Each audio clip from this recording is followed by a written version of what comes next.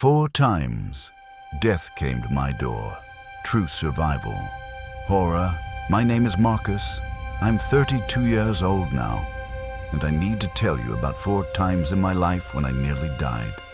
4 separate incidents that span from my teenage years into early adulthood.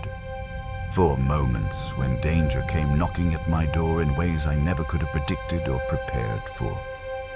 4 nights that completely changed how I see the world, how I interact with people, and how I understand the fragility of human life. If you love true horror stories about real survival situations, genuine psychological terror, and the kind of experiences that make you question whether you're actually safe in your own home or in the places you think are supposed to be safe, hit like and subscribe right now. And keep listening, because these 4 stories will show you that sometimes the most dangerous moments come from the people we're attracted to, the locations we choose to live in, the choices we make in moments of anger or rebellion, and the pure bad luck of being in the wrong place at the wrong time.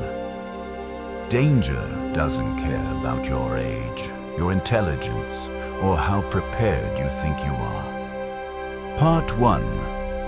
The night I almost invited a monster into my home. I was 16 years old when this happened. It was the early 2000s, before cell phones became commonplace, before everyone had the ability to instantly contact someone across the world. I had a telephone with a long cord connected to a receiver next to my bed. That telephone was my lifeline to the outside world. That telephone became the instrument that nearly cost me my life. My home situation was complicated in ways that most teenagers don't really understand when they're living through it. My mother was an alcoholic.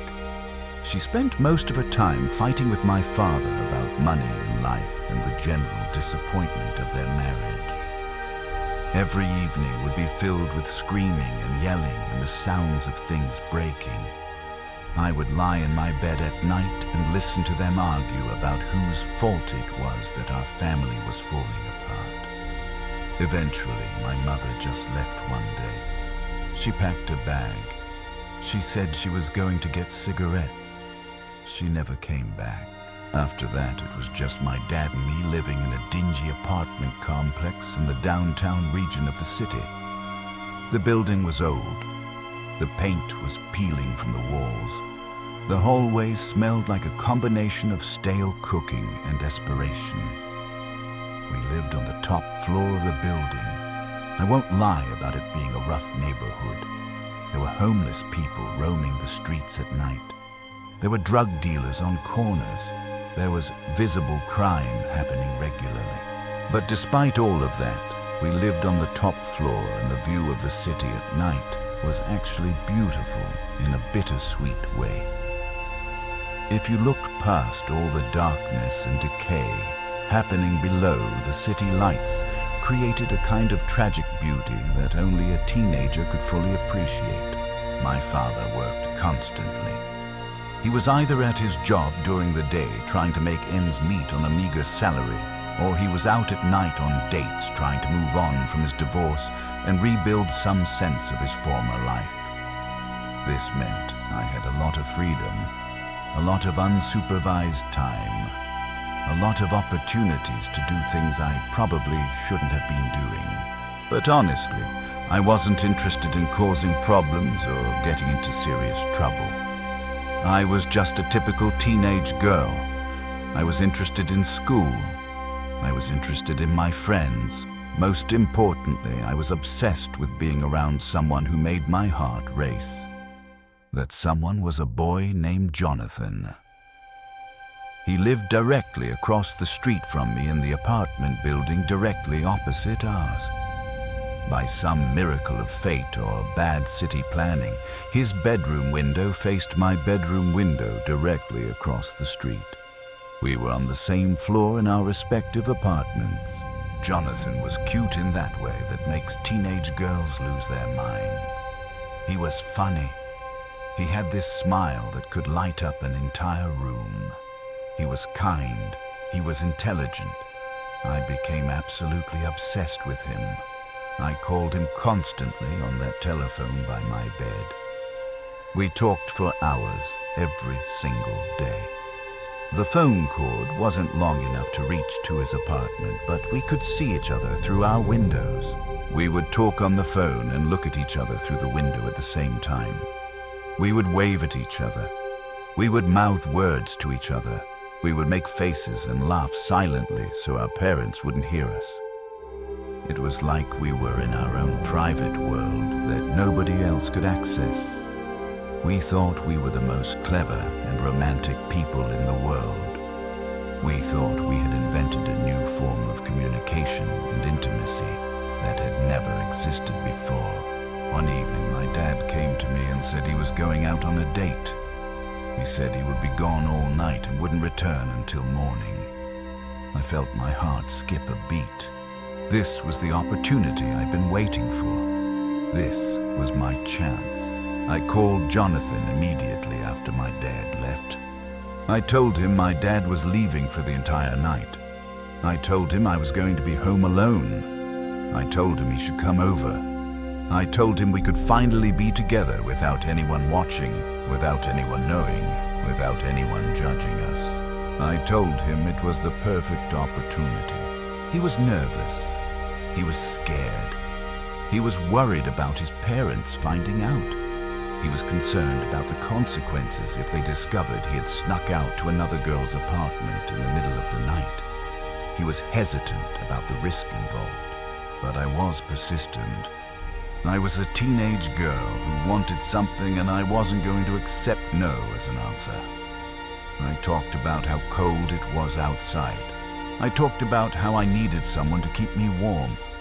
I talked about how amazing it would feel to spend the entire night together with nobody watching, nobody judging, just two people who cared about each other in ways that seemed to matter more than anything else in the world. Eventually he gave in. He said yes. He said he would come over. He said he would take the risk. The time was approaching 3 o'clock in the morning. We had been on the phone for hours, talking continuously while staring at each other through our windows. I could see him in his room packing clothes into a backpack, getting ready to make his way across the street and up the stairs to my apartment. I could see him putting on his jacket. I could see him preparing to leave his house under the cover of darkness. He was about to tell me that he was coming over. He was about to hang up the phone and make his way to my apartment. We were so close to finally being together, to finally having the physical closeness and intimacy that we had been dreaming about for months. But something happened in that moment that I will never forget as long as I live. Jonathan's entire body went rigid. I could see it through the window. His face went completely pale.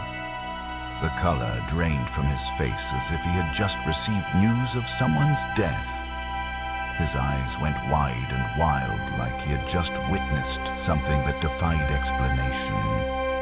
His hand dropped from the phone. I heard it clatter against his desk. I was screaming into the receiver. What happened? What's wrong? What are you looking at? Why aren't you answering me? But he didn't respond. He was completely frozen. He was staring at something with an expression of pure, unadulterated horror. His mouth fell open slowly like something from a horror movie. His hands came up to his cheeks. He looked like someone who had just seen the face of death itself. He looked like he was watching something that would haunt him for the rest of his life. I kept screaming. I kept demanding that he tell me what he was seeing, but he remained completely silent, just frozen, just trembling, just staring at something with eyes wide with terror. After what felt like an eternity, but was probably only 30 seconds, his arm moved. He slowly picked up the phone with a shaking hand. He put it to his ear. His other hand was pointing directly at me. His finger was extended. His hand was shaking. And he said words that will remain seared into my memory forever. He said, "There's someone in your room." In that exact instant, before I could even process what he meant, before I could even begin to understand the implications of what he had just said, every single light in my bedroom went off simultaneously. The darkness was absolute, complete, suffocating. It was the kind of darkness that feels physical, that feels like it has weight and mass. I couldn't see my hand in front of my face. I couldn't see anything. I couldn't move. I couldn't breathe. I was trapped in absolute blackness with an unknown presence that I could sense but not see. I didn't scream. I was too scared to make a sound. My vocal cords had seized up completely. I just sat there, completely frozen, my heart pounding so violently I thought it would burst through my ribs and escape from my chest. The phone line went dead. Jonathan had hung up, or we had lost connection somehow. I was alone. Completely and utterly alone in the darkness with someone or something I couldn't see. My hands were shaking so badly I could barely hold the phone. Part 2. The escaped convict in my home. Years passed. I eventually moved on from that incident. I tried to convince myself that it was just a strange misunderstanding. I tried to tell myself that Jonathan had seen something outside his window. I tried to believe that his fear was exaggerated by the darkness and the late hour and his own anxiety. But deep down, I knew something had been in that room with me. When I was 15 years old, my family moved to a 2-story house in a quieter neighborhood. It was supposed to be a fresh start. It was supposed to be safer. It was supposed to be better. The house had been in my family for generations. My father insisted that it brought good fortune and prosperity to anyone who lived there. He said he had grown up in that house.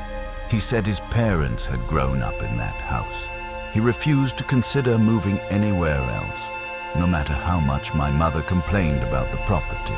But there was one undeniable problem with this house that overshadowed any potential benefits or historical significance. It was built directly next to a maximum security prison, not a few blocks away, not a mile down the road, directly adjacent. The prison wall was visible from nearly every window in our house. I could stand at my bedroom window and see the massive concrete barrier. I could see the barbed wire strung across the top like deadly vines. I could see the electric lines running along the barrier designed to electrocute anyone who dared to touch them. I could count the guard towers. I could watch the searchlights scanning the perimeter at night, moving back and forth in endless pattern. Every single day I was reminded that some of the most dangerous criminals in the state were housed mere feet away from my bedroom. Murderers, rapists, people who had committed crimes so horrific that they had been sentenced to spend the rest of their lives locked behind concrete walls. My parents hired a nanny named Sabrina to take care of me. She had been with our family since I was 2 years old. She was like a second mother to me. I trusted her completely. She was warm and kind and protective. Her presence in the house made me feel safer. Having her around made the proximity to the prison feel bearable. It made me feel protected and cared for. But on one particular evening in the dead of winter, Sabrina had to leave early. She left me a note on the kitchen counter. She had a family emergency, something involving her relatives that required her immediate attention. She promised she would return as soon as possible. She reminded me to lock all the doors and windows before I went to bed. She reminded me to go to bed early and not to stay up too late watching television. But being a teenager with a house to myself, I didn't follow her instructions. I stayed up late. I played on my phone. I played video games. I lost track of time completely. By midnight, I realized I had stayed awake far too long. I decided to go to bed. I lay down in my bed. My eyes were growing heavy. The exhaustion was finally catching up with me. Sleep was finally coming. I was drifting off into that space between wakefulness and sleep when I heard it. Heavy footsteps from downstairs. At first, I thought Sabrina had returned early from her family emergency. I thought she was carrying groceries or bags from her emergency situation.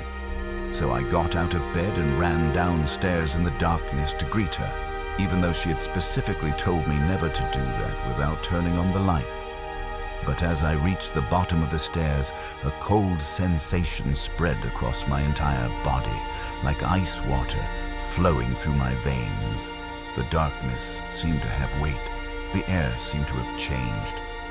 Something was fundamentally wrong with the atmosphere in my house. I could feel it in my bones. I could sense it in the way the air moved around me. I called out, "Sabrina, is that you?" Silence. Nothing but silence. Sabrina. I called again, my voice smaller this time, less certain, filled with doubt. Still nothing but silence. "Sabrina, this isn't funny," I yelled with desperation in my voice. Then I heard it. A trash bin being knocked over outside, followed by a low, menacing chuckle that came from somewhere in the darkness near me. It was the kind of chuckle that comes from somewhere deep in a person's chest. It was the kind of sound that makes your hair stand on end. That chuckle didn't sound human. It didn't sound like Sabrina. It didn't sound like anyone I'd ever heard before. My entire body began to shake. Every nerve ending was screaming at me to run, to hide, to escape. But fear had paralyzed me. I couldn't move. I couldn't think. I could only stand there trembling. Then a figure began to emerge from the darkness. At first, it was just a shape, just a silhouette. But as it moved closer, stepping into the dim light from the foyer, I realized with absolute horror that it wasn't Sabrina. It was a man, an impossibly large man. He was about 7 feet tall, maybe even taller. He was lean but muscular in the way that comes from years of hard labor or violence. He was wearing an orange t-shirt and orange pants that looked like some kind of uniform. His hair was long and thin and greasy. It looked like it hadn't been washed in weeks or months. He was covered in dirt and grime. He looked wild. He looked dangerous. He looked like someone who had been living in captivity or confinement. He didn't say anything. He just looked at me with an expression I couldn't quite read. His eyes were blank.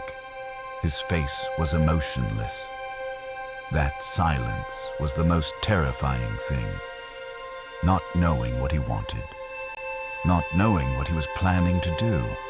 Not knowing whether he was going to hurt me or kill me or something worse. My survival instincts took over completely.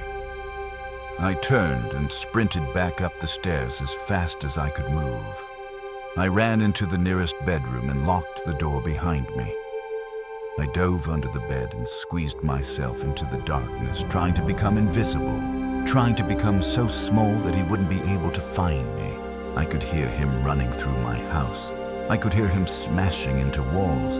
I could hear him tearing the place apart, looking for me. The sounds of furniture breaking and glass shattering echoed through the entire house. Then suddenly, all the lights in the house went off. Someone had cut the power. All of the electricity in my house had been shut off deliberately. In the complete darkness, I could hear him moving through the house below me. I could hear him getting closer. I could hear him coming up the stairs. I needed to find a phone. I needed to call for help immediately. My life depended on it. I crawled out from under the bed and started searching desperately in the darkness. My hands were shaking so badly I could barely function. My fingers were moving on pure adrenaline. Suddenly, I knocked into something. A drawer fell open. The sound echoed through the entire house like an explosion. Everything stopped. Everything went quiet. The footsteps stopped. I knew in that moment that I had given away my hiding place. He knew exactly where I was. I heard the footsteps start again. Slow, heavy, deliberate, moving toward the stairs, coming up toward the bedrooms, getting closer with each step. My hands fumbled in the darkness until I found my phone. With trembling fingers, I dialed 911. I kept my voice to barely a whisper, terrified that even my voice would give away my location more precisely. Hello, this is an emergency. There's a man in my house. Please help me. There's a large man here, and I'm home alone. I could hear him moving through the other bedrooms, opening doors one by one, searching systematically through each room. Each door he opened brought him closer to my location. I could hear him breathing heavily. I could hear him grunting with exertion. "Where are you, buddy?" he called out in a voice that made my skin crawl. Come out, wherever you are." That's when I heard my bedroom door creak open. I held my hands over my mouth to stifle even the sound of my breathing.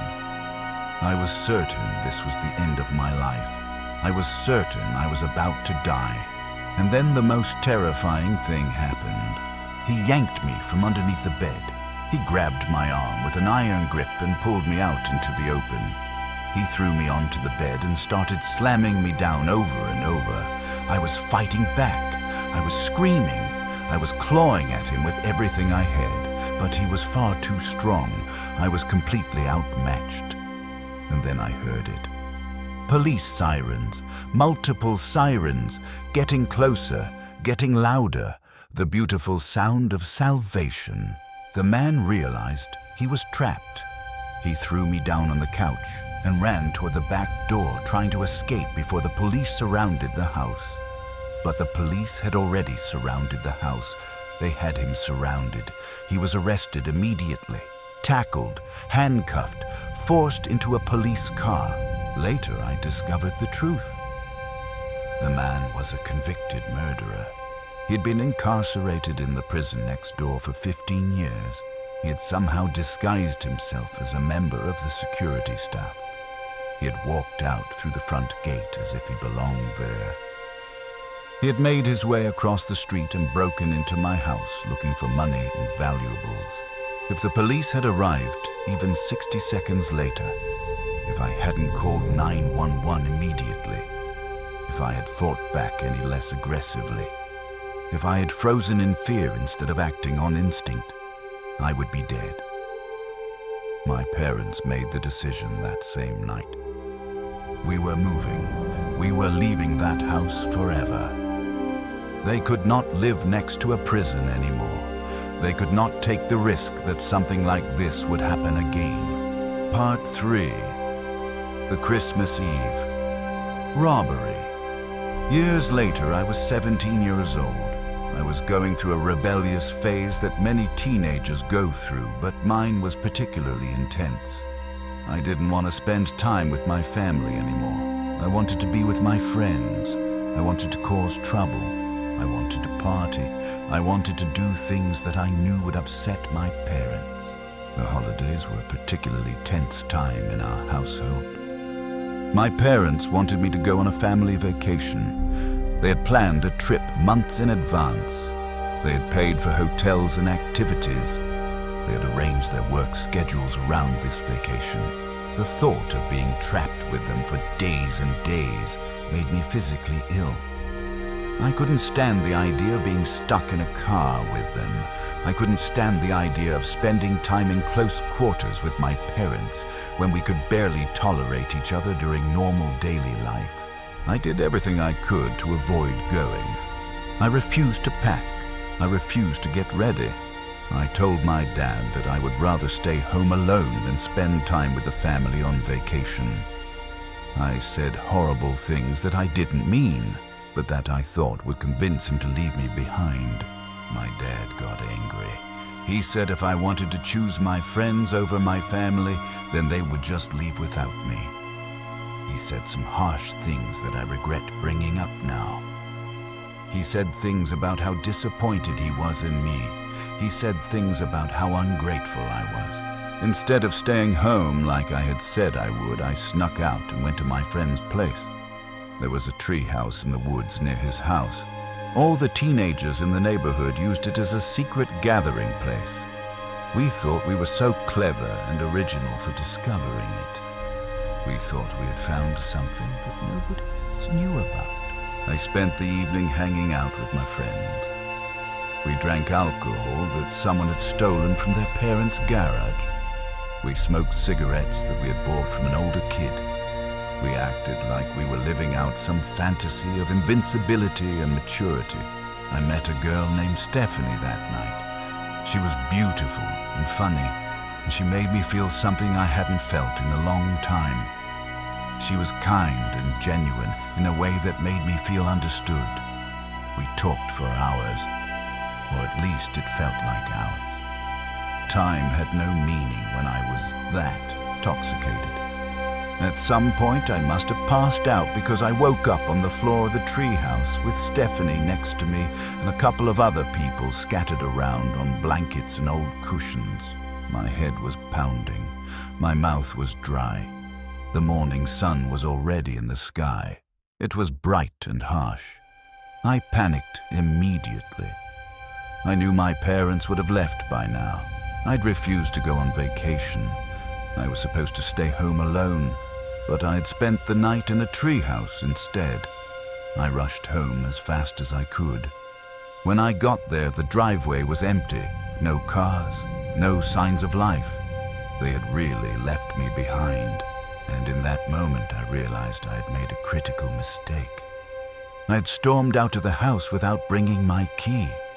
In my anger, I had left without thinking about the practical consequences of my actions. I tried the front door. Locked. I tried the back door. Locked. I tried prying open the side windows. Everything was secured tight. I was cold. I was hungry. I was hungover and exhausted and miserable. So I picked up a rock and broke through the kitchen window by the back door. I reached through the broken glass and unlocked the door from the inside. I got into the house, but I felt guilty about the broken window. I cleaned up the glass and sealed it with duct tape so it wouldn't be too obvious. I called my mum to yell at her for leaving me behind. I was angry. I was bitter. We had a terrible argument. She said some mean things. I said some worse things. She hung up on me. I called Stephanie, but she couldn't hang out because she was away with her family for the holidays. That's when reality hit me. I was going to be completely alone for Christmas. Completely alone in a house with no one around. No family. No friends. No one. By 10 o'clock that evening, I was an emotional wreck. I climbed into bed and tried to sleep. I was hoping that sleep would help me escape my thoughts and my emotions. It was barely 10 minutes after I got into bed when I started hearing loud noises from downstairs. My heart started racing immediately. I was suddenly very awake. My drowsiness disappeared instantly. I snuck out of bed and crept down the stairs quietly. As I peered into the kitchen, I saw two men standing there. Two strange men in my house. My parents' house. My home. For a split second, I was frozen, and then I made the worst decision of my life. I screamed at the top of my lungs. The sound echoed through the entire house. Both men immediately looked up, their eyes locked with mine. In that moment, everything changed. In that moment, I knew I'd made a terrible mistake. I turned and ran back upstairs as fast as I could. I locked myself in my room and grabbed my phone. I called 911, but I also tried calling my mom. She was slow to answer. I was panicking, telling her that there were burglars in my house. I was telling her that I needed help immediately. But before she could say anything, the men broke down my bedroom door. They charged into my room. One of them ran at me, picked me up like I weighed nothing, and threw me onto my bed. He was showing me that I had no chance of resisting them. He was demonstrating his physical superiority. They started demanding information. Where was the money? Where was the jewelry? Where did we keep valuables? Their voices were aggressive and threatening. I was terrified. I was crying. I kept saying I didn't know. I kept calling for my mom. Look at him calling for his mommy. One of them laughed. You better start talking, or we're going to hook you up to car batteries, the other one said menacingly. Then they noticed I still had my mom on the phone. One of the men took the phone from my hand. He started taunting my mom. He was demanding the combination to our safe. He was saying they would hurt me if she didn't cooperate. My mom kept insisting that we didn't have a safe, that we didn't have jewelry, that we didn't have anything of value. The men didn't believe her. They were talking about ransoming me, about what they would do to me. The situation was spiraling completely out of control. And then we all heard it. Police sirens, getting closer, getting louder. The burglars knew they were running out of time. They threw me down on the couch and ran toward the back door, but the police had already surrounded the house. Both men were arrested. They were pulled out of my house in handcuffs. They were read their rights. They were loaded into police cars. I was taken to the hospital to be checked out. I had some minor injuries, but nothing serious. Later, I found out that it wasn't actually my mom who called the police. It was Stephanie, the girl from the treehouse. She had recently moved in just a few doors down from my house. When she heard strange noises outside, she went to investigate. She saw the two men snooping around my backyard. She called 911 immediately. If she hadn't been there, if she hadn't heard those noises, if she hadn't called for help at that exact moment, I don't know what would have happened to me. Part 4. The Sleepover Predator. I was 14 years old when this happened. I was walking back from my best friend's house one cold winter evening. The bike path was extremely icy. It was about 9:30 in the evening. The area was completely deserted. There was nobody around. I was about halfway along the path when an old man riding a rickety bike rode straight past me. He looked like he was around 85 years old, so I was confused when I saw him riding a bicycle on an icy path in the middle of the night. He rode up along the path and kept going. The path split in two directions and he continued along the first path. My house was on the second path. I watched him take the turn onto the first path, and I got onto the second path. It was just me and the sound of my footsteps now. This is where it got absolutely terrifying. A loud sound of a bike bell came from behind me.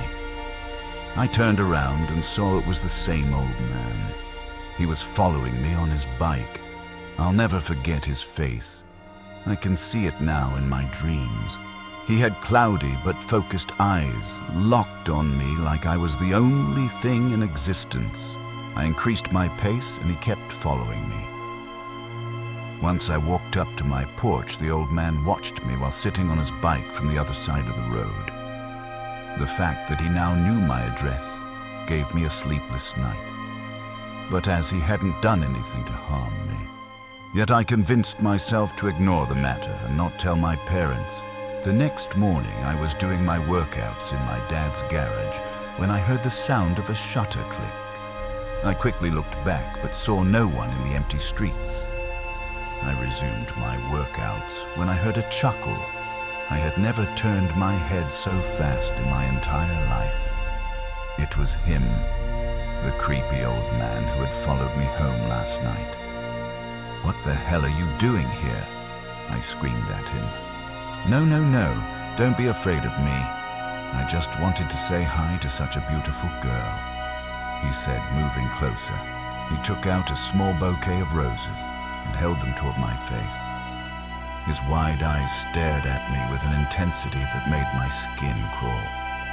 He had a huge grin on his face that seemed wrong somehow. I wanted to say no, but I thought if I just took the flowers, he would go away. So I did. As soon as I took the flowers, he took out his phone. "You sure are sweaty. You don't want to get heat stroke. You might want to take your shirt off." "No," I said, backing away from him. He started getting close to me and giggling in a very freaky way. I screamed at the top of my lungs and pushed him. He stumbled on the ground and I ran inside to call my parents. By the time I was back with them, the old man had vanished into thin air. My parents had installed a CCTV camera in the garage through which they saw the footage of the man approaching me. I was strictly told not to wander alone. The next time I saw him, I was to call 911 immediately. The next day, I got invited to a sleepover at my friend's house. Her name was Kathy. There were 3 of us staying that night. When my dad dropped me at Kathy's house, my eyes took a quick scan of the area. I heard a bike bell and got goosebumps, but when I saw it was just a boy passing by, I heaved a sigh of relief. We went inside, and I filled my friends in about the creepy old man. They were supportive and concerned. We decided to have fun and forget about it for the night. Kathy said, "Hey, want to go to the basement and try my dad's drinks?" We went downstairs. The basement of Kathy's house had a big window close by the stairs from where we could see outside. Kathy and her other friend Trixie started drinking while I stood on the stairs looking outside that window. It was quite dark, so I could barely see anything. As I leaned on the glass to get a good look, a flash of light blinded me. It took seconds for my eyes to adjust. Outside the window was a face. The face of the old man plastered against the glass. His eyes were staring back at me. There was an unending hunger in them. I froze. I couldn't move. I couldn't breathe. Another flash of light appeared as he took my picture on his phone. Seeing the light coming from the window, Kathy got up to see what was wrong. As she came in front of the window, she screamed at the top of her lungs. Loud running footsteps pounded outside, and I fainted. All of our parents went straight to the cops that night, but the old man couldn't be identified or found. I haven't seen him after that, and I would always get anxious whenever I was around old people for a very long time. Even today, when my son meets a stranger, I keep a strict eye on him. It only takes a few seconds to get traumatized for life.